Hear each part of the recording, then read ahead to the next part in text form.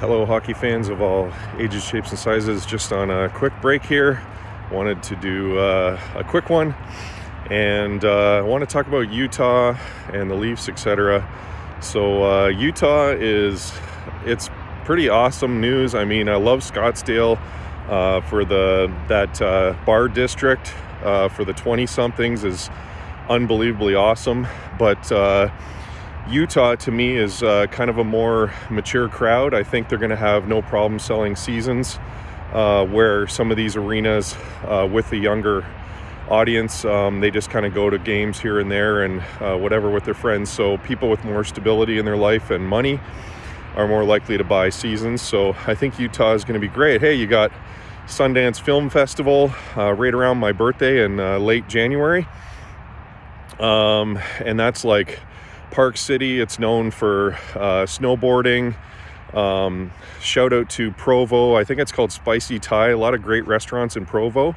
So I think Utah is going to be an interesting market. I definitely on my bucket list is going to see a game in Dallas. I had to kind of rush through there, get home last a couple years ago.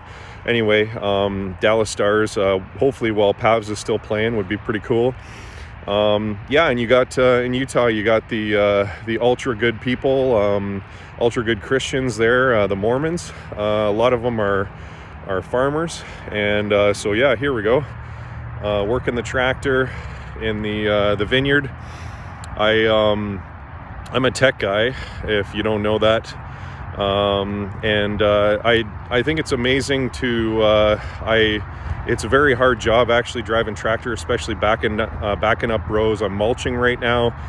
Knocked out a mirror the other day, backing up. It's like 5 foot, maybe even bigger. I'm driving a big Kubota. It's a lot bigger than the John Deere. So really tough. And I've driven standard manual transmission before, etc. But I just, on the farming thing, it's amazing to be able to produce. And, it's been a tough year for the Okanagan, especially with the freezing last year. I don't know if we're growing fruits, but we're, growing for the future and planting seeds, as they say, for the future. So a lot of hockey analogies and family type stuff in there too. A lot of families go to games, etc. You got to plant the seeds for successful organization, which I think the Sharks are doing. I saw a lot of the locker cleanouts yesterday. I was kind of watching that. It was pretty cool. Some of the opinions, and I'd love to see Clutch back, Captain Clutch, next year. You could feel his emotion sometimes, and that guy's a winner. The guy's like a playoff god. So I have a feeling that he might play this season and get traded at the deadline, unfortunately. But I'd love to see that guy win a cup, just like Pavs or Hurdle. I don't know about Hurdle this year. I love Hurdle, but I can't stand the Vegas Golden Knights. So, especially Mr. Game One's a great person, and whatever they're playing around the rules. Pretty cheeky stuff going on there. So, anyway, I covered Utah. I want to talk about, a thing on Utah is, you're gonna it's a lifestyle type city. I love, I got like gorgeous views of the Okanagan Lake here. It's very expensive in BC. But the one thing I love about BC is I wake up at, 4 or 5 in the morning, and I can text or call home to mom or talk to my sister before their day. Before my sister goes to work, I can sometimes catch her at the breakfast table when I'm getting up. And a lot of the games are earlier, obviously, in the Eastern time zone. So you get the -3. I can watch it, get done farming at 2:33, 3:30 in the afternoon, a lot of days, and can start watching hockey playoffs, my medicine or my time of the year. So, Utah is amazing. And, God forbid a guy give a coach an aneurysm if you're out snowboarding, obviously just after the season in late May, if it's like a long season, or like March, April, like right now, is sometimes still in especially places like that where there's mountains. I love beautiful views and stuff like that. I absolutely love Montana, Idaho, etc. BC, like the Rocky Mountains, Banff, Jasper, etc. are just gorgeous in Canada. So I feel like I'm home out here, out west. I'm an Ontario boy, grew up, lived there my whole life pretty much, and traveled the world and saw New Zealand, which is very mountainous. I love Switzerland for the mountains, etc. And you probably get that Eastern France and stuff like that too, in Bavaria and Germany. Anyway, yeah, mountains and lakes are my home. So yeah, like, God forbid, just to get back to my point, is like a guy jamming his wrist or something in the off season in Utah, enjoying like skiing or snowboarding or something like that. Give your coach an aneurysm for the next season, especially a guy like Matthews who, when his wrist was jammed, he wasn't scoring 60 to 69 goals. I think he's probably going to get 70 next year. The guy's an absolute weapon. His shot, he's hit the crossbar a couple times.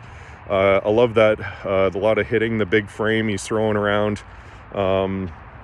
I've heard some of the other commentators, Mike Johnson was on with the Overdrive guys and said, is it crazy to say that's his best game? Like, when I saw that, that goal and how he was hitting and stuff, I said, this guy's the best player in the NHL right now.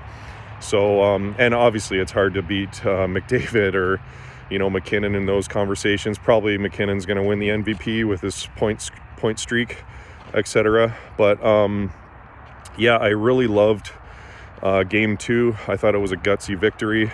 And I think that Max Domi, for me, is a guy that I think he's, to me, really surprised me as a playmaker. I didn't know a whole lot about him. Obviously, his dad's a legend, Ty. Shout out Ty. I saw him at Joe Cool's back in the day in London. He was just hanging out with a bunch of ladies around him. Guy's a freaking champ. I didn't say hi to him back then and interrupt him. It's just one of those things when you're a celebrity. It's like they say hi to people all the time, right? So obviously, if you got something to say, some cool story to share, I'm sure all these guys love it. But if they're just eating breakfast or whatever, if you're just going to say something snide or silly, then just don't even bother. Like, it's they're people too. But yeah, I think I'm locking down Max Domi for 5 years at $28 million. It'd be $100K above Bert at 5.6 mil a year. And why I would do that is one extra year beyond Austin, I believe, beyond Austin's contract, to guarantee, to entice Austin to re-sign and be one of the greatest Leafs probably ever. I think, honestly, yeah, like, when you go for these records and stuff, you have to be on a good team. So for the Leafs to be a good team going here forward for, I don't know how many years from now, you really got to look at the Marner thing. And I was in my moniker Semcast. I was in at Leafs After Dark there, and I was chirping Marner like some of the other guys. I was throwing logs on the fire, piling on Marner, so to speak. But yeah, I mean, he's looked pretty soft, and obviously now and he could still be having a lingering ankle issue, right, that we don't know about. Jumbo played through like broken ribs and stuff in the playoffs, and the playoffs is a different beast. The Willie story is just fascinating. Like, what the hell is going on with that guy? Is it like, I know it's not discipline, but I keep going back to that. It's like, are they disciplining him for something, for not smiling?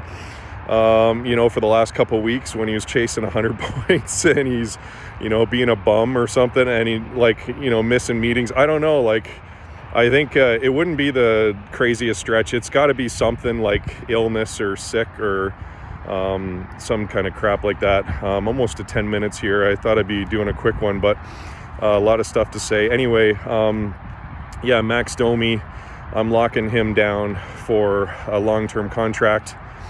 and give an extra year to entice Austin to re-sign. And like I said about the stats and stuff, if you want to go down as the greatest goal scorer ever, you need like an amazing playmaker like a Domi.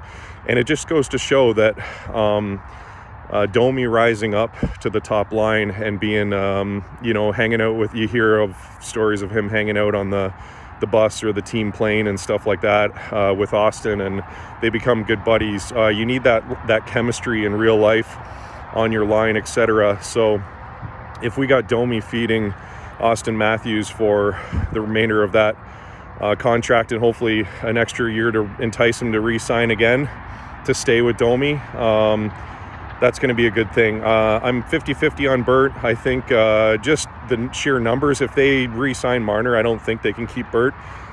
So the story will be told in these playoffs. I'm all over the place here. But yeah, it was like Marner is the new Hall and all this stuff in Leafs Nation After Dark. It was pretty funny. Not for him, but I think, in my mind, remember the Willie at center experiment?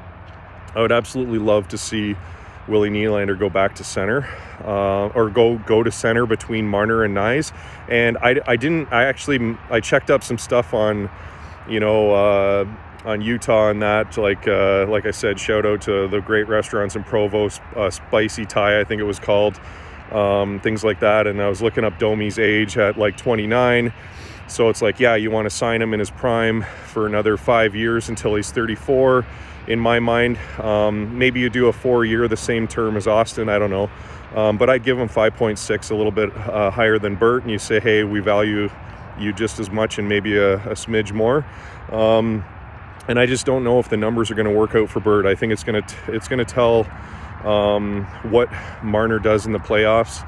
And, if he's got these lingering issues and he wants to re-sign, they might just say, hey, we're not going to, as much as you can't trade him because of no move, no trade clauses. If he's like playing hardball and he's like wants, 12 million or something, and you've proven that you got a guy like Domi that can be a playmaker like a Marner on to Austin, and you don't necessarily need him all the time. Like he's not attached at the hip like it's a must. It gives you some leverage if you're Tree Living. And what do they do with Marner? It's like, yeah, if they say to him, we want to trade you to get some assets, will you go somewhere? And he's like, no, I'm gonna stay. I want tons of money. And the Leafs are already at their core so full. And I would look at a guy like Morgan Riley too, to maybe if they draft a young defenseman or something like that in the draft that is a good playmaking type D-man, right-hand shot or whatever, or if you trade for a guy like that. I know Brody played amazing without Morgan Riley. He kind of stepped up in that leadership. I know I'm kind of advocating for him, but I find guys in their roles, it's just like Morgan Riley's already got that role that TJ Brody wants to play. So we haven't seen playoff Riley like we did last year. Hopefully he comes up soon. And I think I had one more thing I wanted to say, but I don't really know. It was something about the Leafs, and anyways, I've run through my break here. I got to get back to work, and I love producing wine. It's one thing where in a few years I'm going to be sitting on a patio somewhere and saying that person's drinking the wine that I helped to produce. So it makes you feel good. It's a hard job. You're bumping around, like bouncing around, and smells like diesel, and it's the aisles are small. You can get caught on wires or knock posts over and stuff. It's pretty legit. And if you like this winery that I'm at right now, the slope is like way down the hill. If you can hear the cars in the background of the highway, I don't like giving out personal info, but the slope is unreal. So you're wearing a seatbelt, and obviously the clutch and the tractor goes slower, but you're hanging on there. Anyways, that's it for this one. Proud to be doing this. I was doing bartending last summer, mixing it up. I think I'd probably be good as a heavy hauler too, and in the mining sector. I love my independence. It gives me a lot of time to think about hockey and other things I enjoy, and I get to work with people a little bit less. Kind of funny. Anyways, yeah, and then go Leafs go for game 3. We'll see. Oh yeah, like the last thing was Nyes. That's what I wanted to say. Is I believe Nyes was probably a centerman. Most of these guys coming to the NHL were centermen at some point in their junior careers. So could they put a guy like Nyes, who is a vehement puck hog, or like he goes after the puck like a maniac, and he's taken some big hits. Could he be put in between Willie and Marner, and Tavares move back to the third slot? I mean, it's no slant on Tavares. I think he has more opportunity with Yarncroke and Robertson, or whoever, if they put Gregor in instead, or McMahon instead of Robertson. I think that Tavares has more chance to produce 5-on-5, and then he's been a rock star. Like, he's that old man strength he's throwing around. That's what I wanted to say too. The reverse hit kind of caught him off guard. He was on his ass, and then he comes back, old man strength on Pasta, and turfed him back, bumped him. So I love Tavares' game the other night, but that's power play, and that's, he's drawing penalties and stuff, like I talked about, going to the net.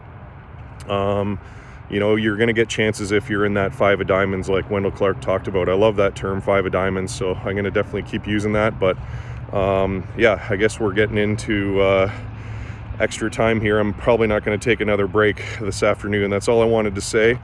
I got about 50 rows to finish here. We're doing some mulching, and I already burned through a timing belt. I was digging in deep like the Leafs in game 1, and ended up snapping. So it looks like we're more in control with the mulcher now, like the Leafs were in game 2. So go Leafs go. We'll see what happens on Wednesday. See if they can rock Swayman. Swayman looks amazing, so that's going to be a tough one. But I'm going Leafs 4-2 with an empty netter. So close, tight game. The crowd will be in it, and hopefully the Leafs score first, and that'll be a good one. And then I think maybe the Bruins will probably split, go home. Maybe, if you win 3 games, you got a lot of swagger, right? So we'll see what happens Wednesday, and then we'll kind of figure out what's going to happen going on here. But dig in deep, just not too deep, and blow your timing belt. Peace.